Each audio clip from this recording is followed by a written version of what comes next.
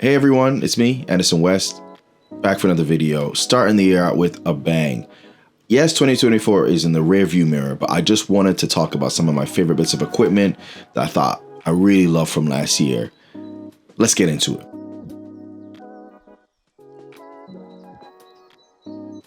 The Blazar Remus. I finally had a chance to use this on a short film project that I filmed at the end of December.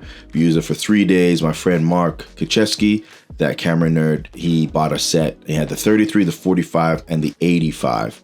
And I fell in love with the look. I can't believe these lenses are as cheap as they are. Yes, they have some limitations. I think the 33, no matter how you level it, it always looks a little bit crooked, I think.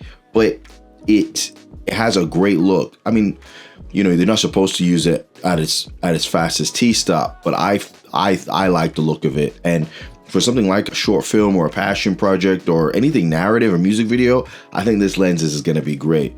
You could probably, if you could convince your clients about using Anamorphic on a corporate or a documentary project, I think it would give a really unique look. But I don't know how that would go now with everything being vertical. We use it with the red Komodo and the Blackmagic Cinema 6K.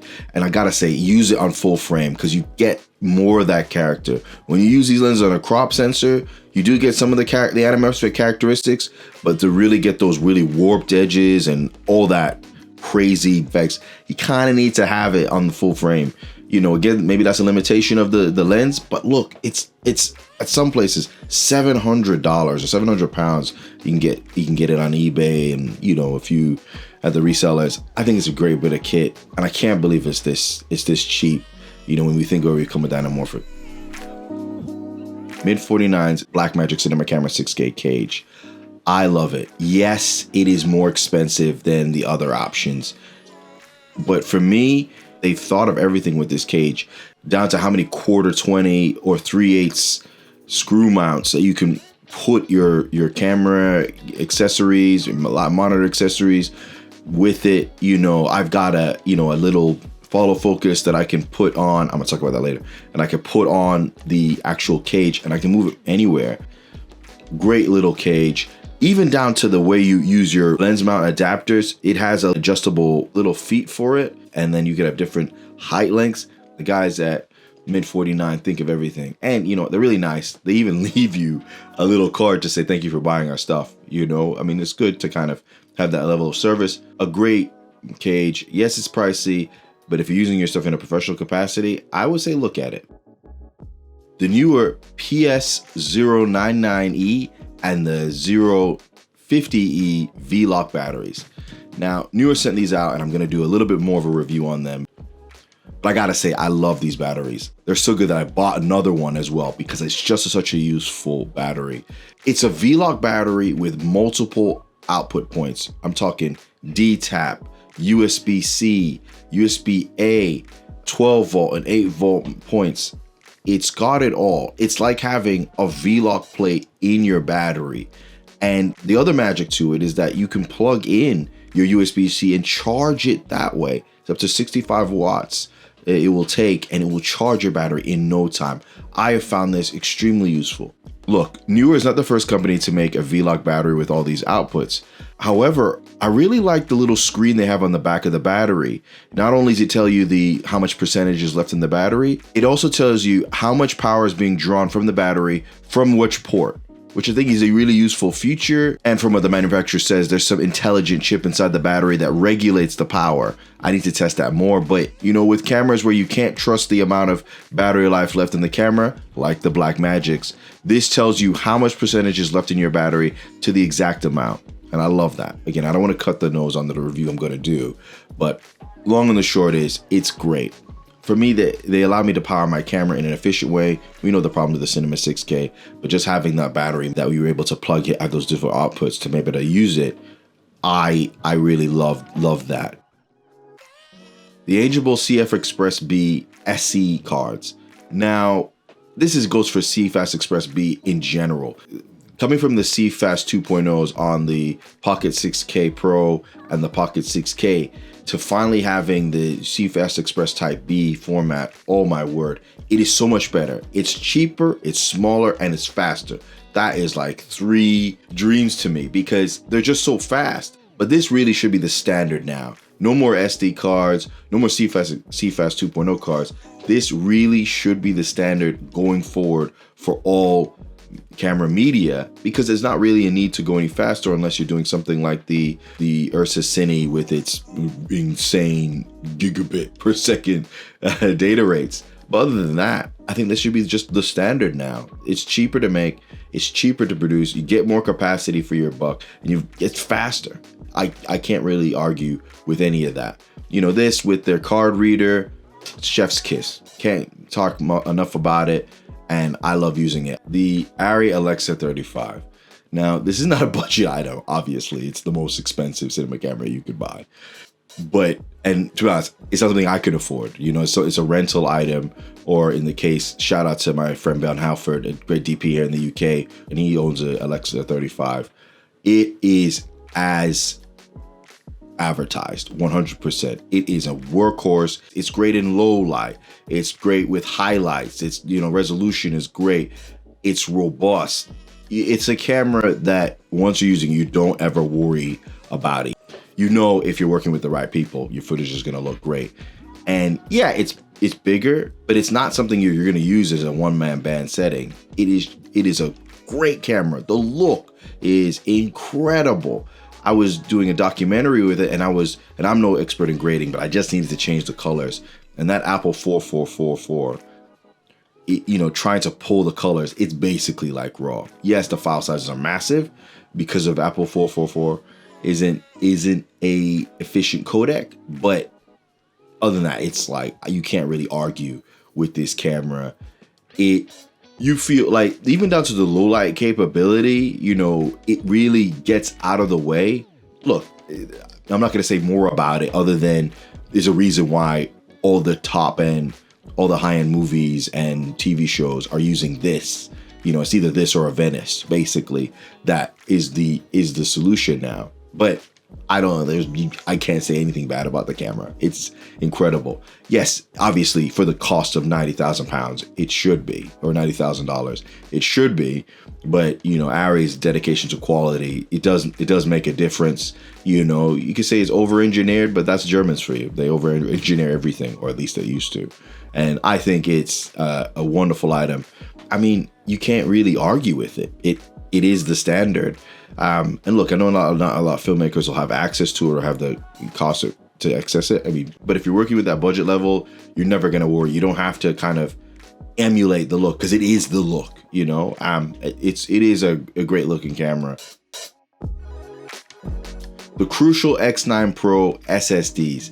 Now, I saw these SSDs being advertised and reviewed, much the same thing, right? Back in late 2023. And it was at a time when I was looking to get some more SSDs because I had a SanDisk Extreme Pro, but then I had the whole situation where there was a lot of those being failing, and I lost confidence in using those. And so the review for the Crucials came at the right point. These pocket size SSD are a dream, and they're fast, and I've got to say that the performance on them is great. I love using them. I bought one 4 terabyte and then 4 other 2 terabytes. And I just find it really useful because, you know, when you're backing up your footage on set, it's perfect for that use case because it's just so fast and it's really small. And to the point where all I've done with mine is I've got some Velcro that I put in the back of my Mac, and then I put some on the back of these hard drives and I just stick them to it.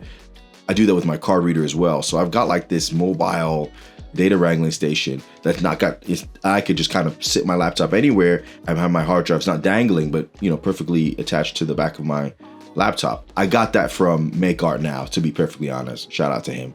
But it's a really useful solution and it's so fast. This in combination with the CFast Express B cards, oh, beautiful. I'll be offloading 500 gig of footage in 15 minutes, which is insane when you think about it. You know, I remember using the old Lacy hard drives. Shout out to these Lacy's. And you're offloading at the end of the shoot, and it's just taking 45 minutes for 60 gig. And it's like come on, we've come such a long way with this technology. And to have it the size, it almost works like an extension of my computer's internal hard drive because I can attach it so quickly and easily. Wonderful little hard drive that I recommend any filmmaker to have because it's just so useful. The iFootage Cobra 3 low profile Minipod base. I bought this because I was like, man, I'm going to be vlogging more and more YouTube, but I haven't got a desk tripod. This thing is rock solid. It takes the weight of most cameras. Like I think it does up to 20 pounds or something like that, but it's well more than enough for my needs. But then I used it the other day as a base for a 17-inch monitor that I was putting on a table, and it took the weight no problem. This thing is just well built. The other thing is you can tilt it in any direction so you can level it out. That really allows you to get different angles so you can place the camera or whatever you have on top of it at the exact angle you want. Then you just tighten the screw lever and bada bing, bada boom, that thing is not going anywhere. It's got multiple uses. And I think for the price, the build quality is fantastic. It is a solid piece of kit for sure. But I didn't get sent this. I bought it with my own money and I love it.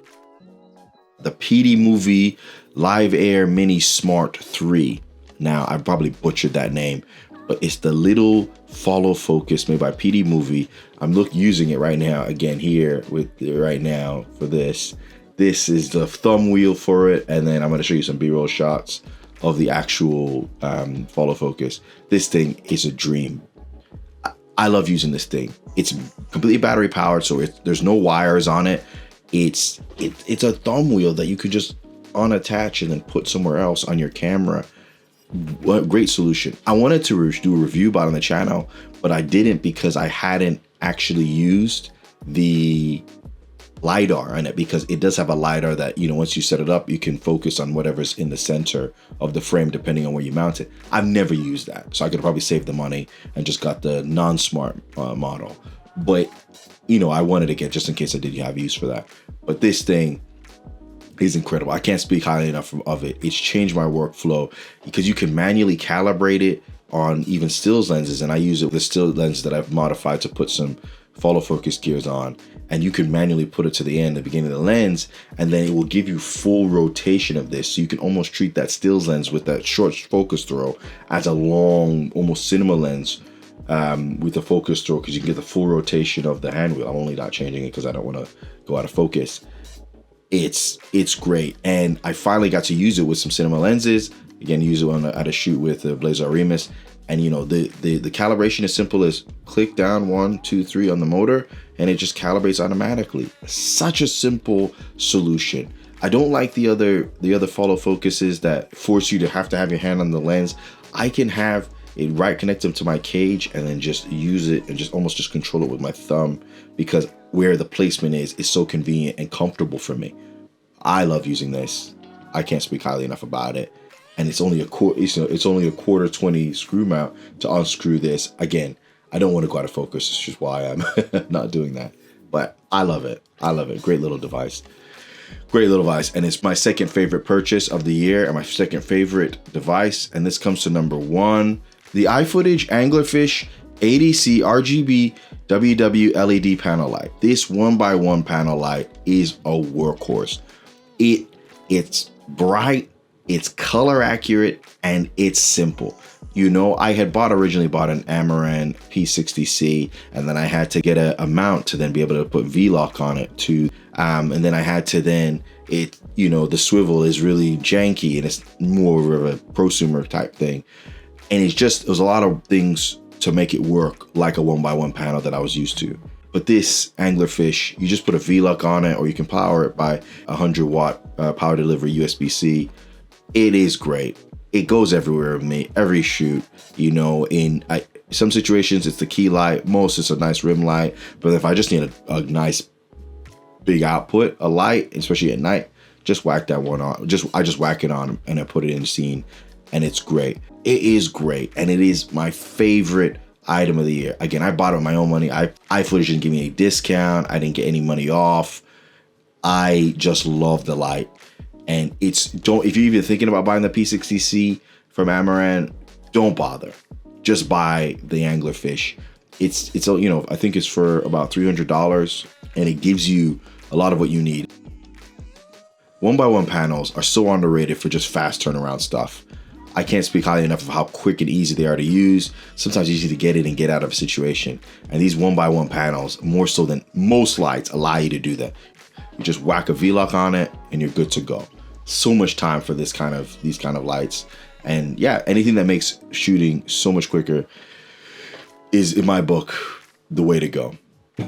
So that's my list. You can check it out, you know, in the description if you want some links to it. I'm not going to include the Alexa 35 because it's ridiculous. But the rest of them, you can check out the links below in the, you know, my description. Now, you know, going to 2025, I'm really excited about the channel. I'm going to try and be more frequent, but I'm trying to get the balance right because I don't want to become beholden to YouTube. I want to like make good content. I want to make what I want to make. But, you know, I don't know if I'm going to be able to make videos weekly because, again, you know, run a production company, you know, lecture. YouTube is something I really want to do, but I just don't know how often I'll do.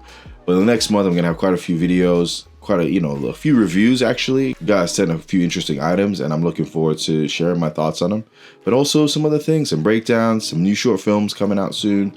So yeah, you know, I just want to say thank you to everybody who supported in 2024. And, you know, you're here now, watching the video now. Really appreciate y'all. Have a great 2025. Make some great films.